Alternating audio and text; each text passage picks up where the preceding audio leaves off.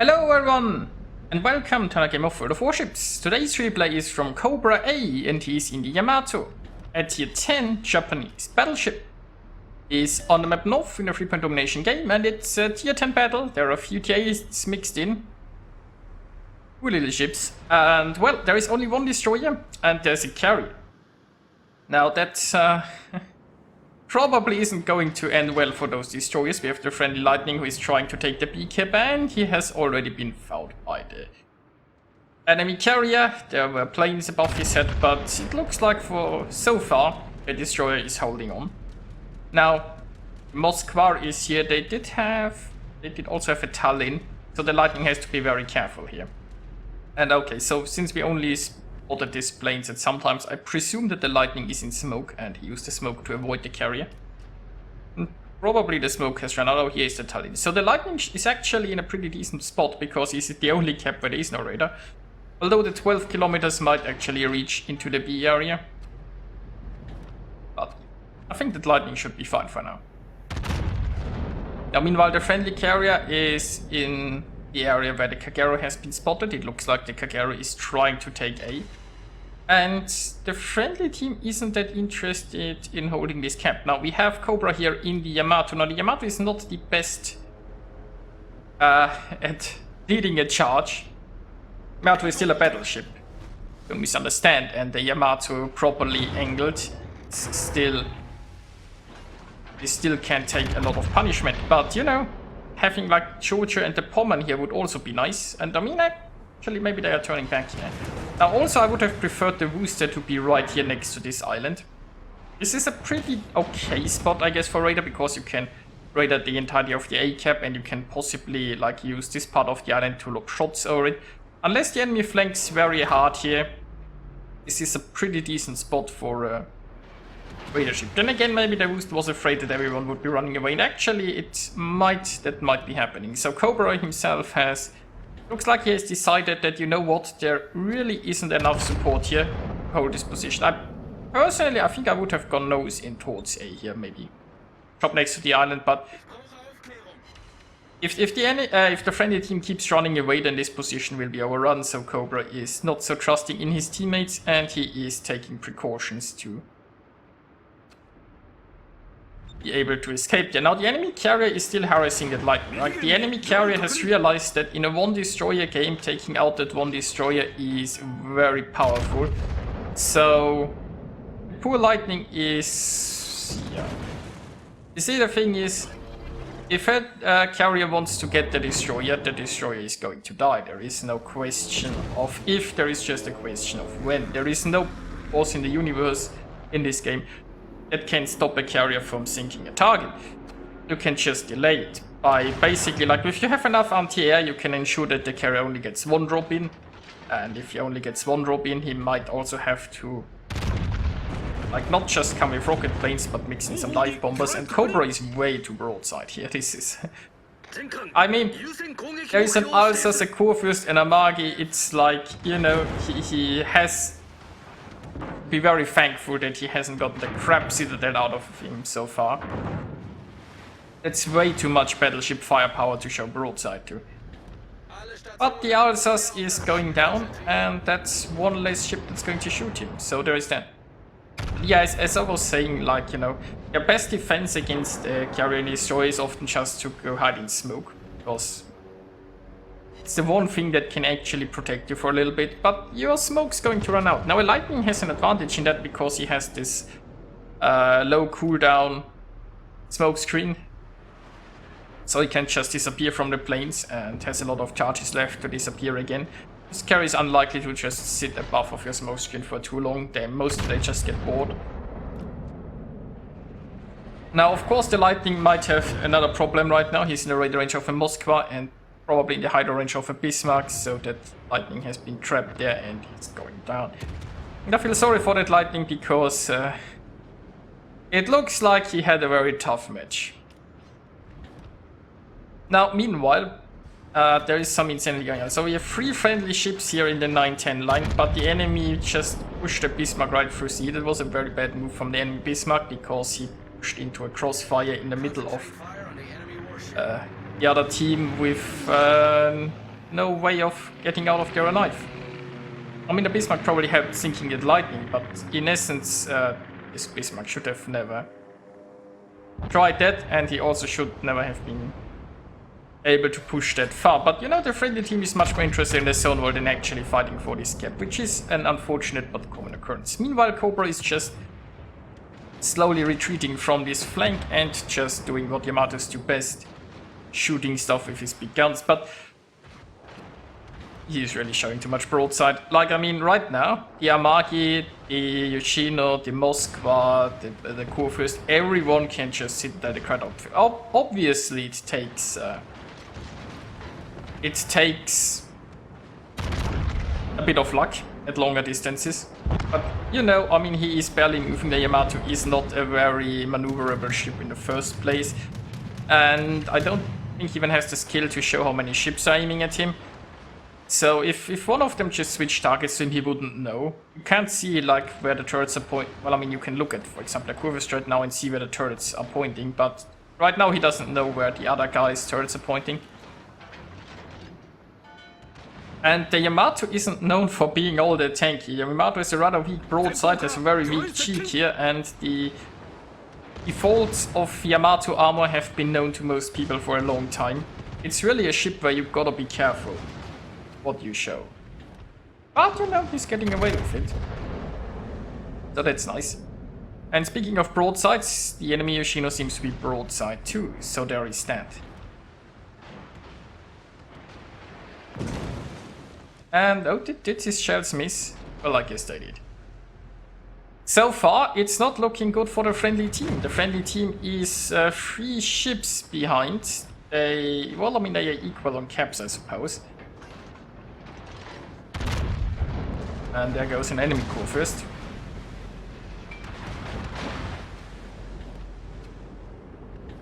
So... oh, there goes the Yoshino, that's nice. Now this leaves basically a Venezia, Kagero and the Tallinn here. Now we have the Georgia and the Pommern coming... oh no, wait, the Georgia is gone. We have the Pommern this way. And there goes... it's the enemy Tallinn. So... at first I would have said he could turn around and help this push, but right now so many ships have just disappeared from both sides. There's basically the Henry and the Pommern against the Kagero and the Venezia. And yeah, the carrier just had a fighter plane, so it looks like the friendly carrier is taking some interest in. Well, like now the carrier is sending torpedo planes somewhere else, right? The carrier had a fighter plane above this Kagero. I presume the Kagero might have smoked. But I would really still focus on this Kagero if I were the carrier. Speaking of the carrier, the enemy carrier is coming in for attack run there. Nothing much the Yamato can do, I suppose.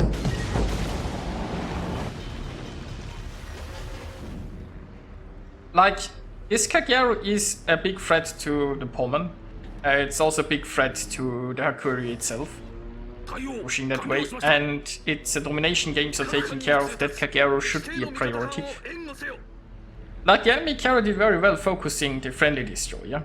But this carrier, like, he's currently taking an eye over there. I guess maybe he decided if the Kagero is in smoke, it's none of his problem anymore, and the smoke lasts too long. He can get other drops in meanwhile, but I really feel like... I mean, he could have still gone for the Venezia instead, because the Venezia is also a threat here towards him and, well, his flank. And then he would have been in a position to easily switch back to the Kagero if the Kagero leaves its smoke. But meanwhile, we've got some excitement right here. Broadside Moskva pushing in.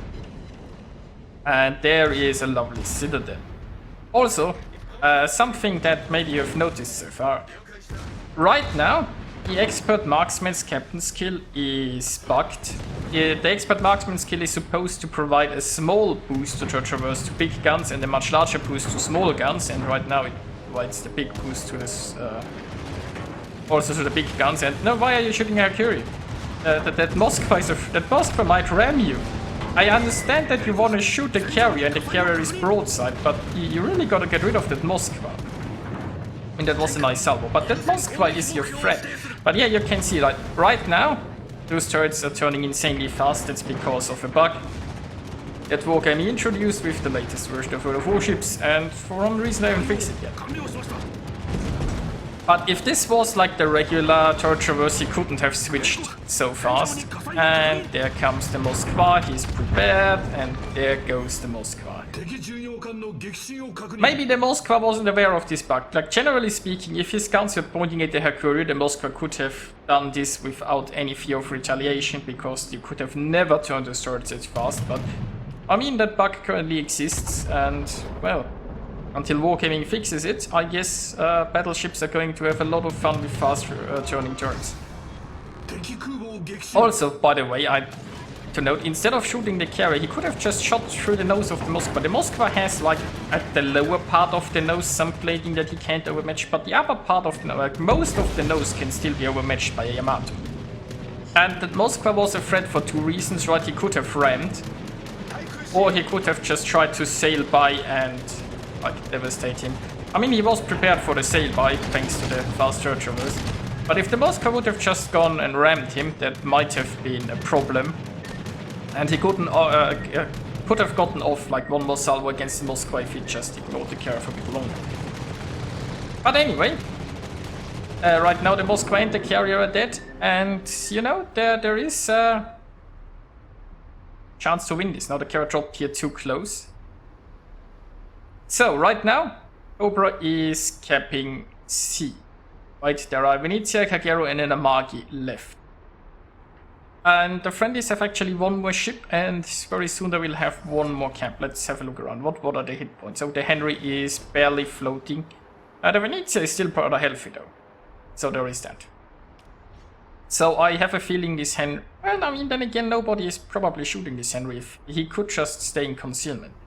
But if he opens up fire here in this open water, I don't think the Henry will be alive for much longer.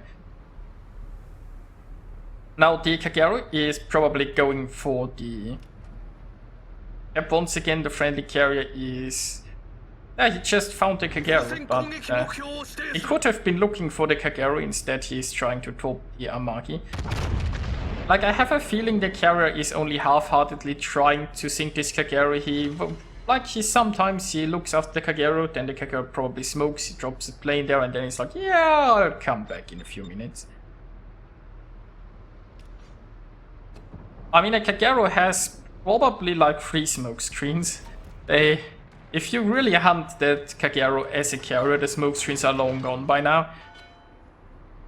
I mean, it's been 15 minutes and it's the only destroyer.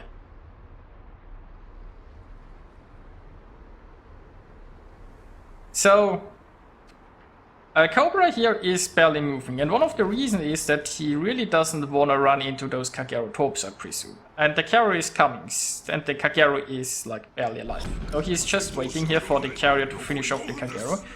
Then he can go forward, and he won't run into the risk of getting torped. And this Venezia is taking a lot of damage there, interestingly enough. I mean, this Venezia was only under attack from the Amagi, and like a minute ago he was almost at full health. That, not what you'd expect for Venezia to happen against an Amagi. Now the Kagero managed to take the B cap, but will the carrier finish him off?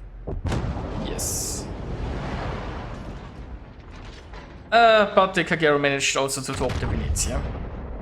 Like, Cobra definitely made the smarter choice here, right?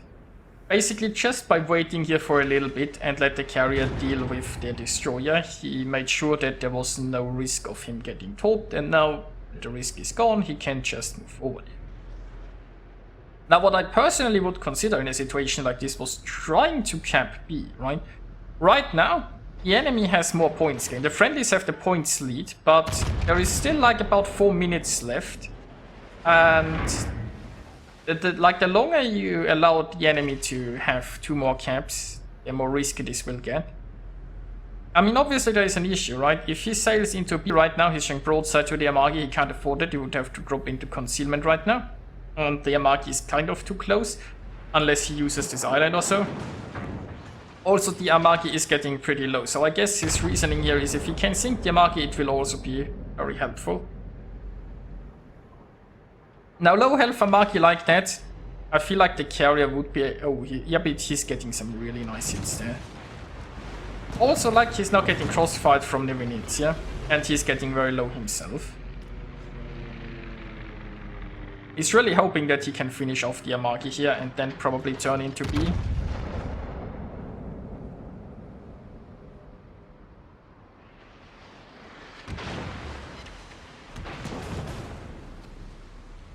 Well, the Yamagi just doesn't want to sink, but the carry is on it now. I mean, 4k health, there is no way the carrier will fail to sink that.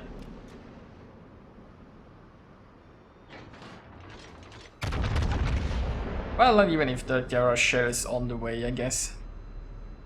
And down goes the Yamagi. Okay, that leaves them just with the Venezia. Now, once again, the friendlies have this nice meteor, but they really would like the B cap, I would presume. And this Henry is almost down too. Cobra is almost down too. And there is 2 minutes left. Like, if that Venezia comes in here and sinks the Henry, survives, then the enemy might just... well, the enemy will win.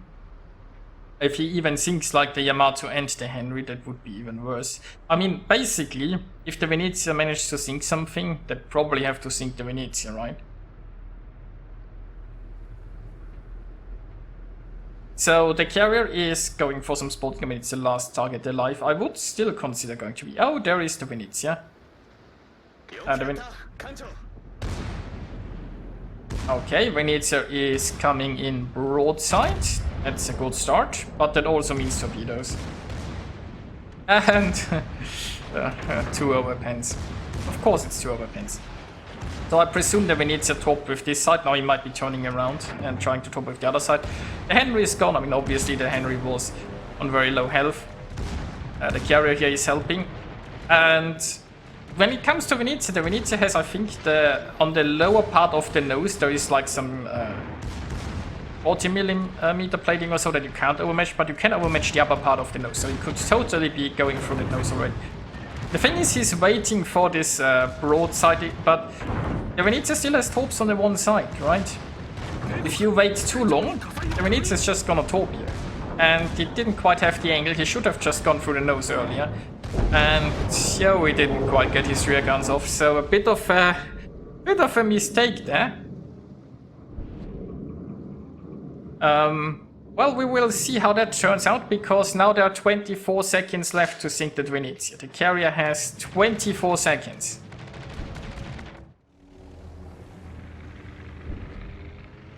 Oh, come on. Game. Why are you trolling me? Like, the game isn't allowing me to unlock the camera right now for whatever reason.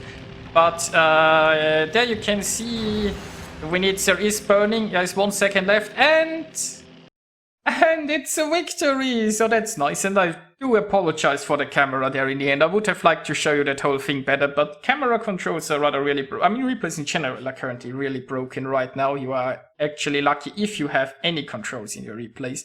Replays are in a decline in recent patches, so I'm just happy if I can open a replay these days. But anyway, so Cobra A, the last brawl was not expertly handled, but you know, it happens, especially in a situation like this. I have fucked up my share of those situations. But overall, pretty great result there for Cobra A, earning himself a death strike, a Confederate, a high caliber, and scoring 310,000 points of damage. He also earned an amazing 3,503 base experience, and there was a lot of work to be done in this game, and it came so close to a defeat. But you know, friendly team prevailed. So I hope you enjoyed watching this, and I'll see you guys next time.